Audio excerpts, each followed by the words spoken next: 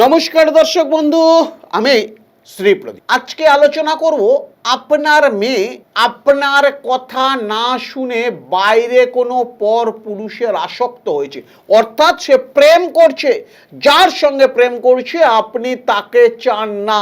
মেয়েকে বহুবার বুঝিয়েছেন, মেয়ে মানতে রাজি নয়। ছোট্ট একটি টোটকা করবেন, একটি জলের বোতল নিন, যে মন্ত্রটি বলছি মেয়ের যত বয়স মন্ত্রটি ততবার বলবেন, একবার করে বলবেন, আর ওই গ্লাসটার জলের বোতলটার মধ্যে ফু দেবেন। ছোট্ট একটি মন্ত্র খাতা পেনে নোট করে রাখুন। ওং ওইং হিং শ্রিং ক্রিং কালিকে সর্বান মম বৈশ্ব কুরু কুরু সর্বান কামায় মে সাধয় সাধয় স্বাহা। এই মন্ত্রটি একবার করে বলবেন আর বোতলের মধ্যে ফু দেবেন।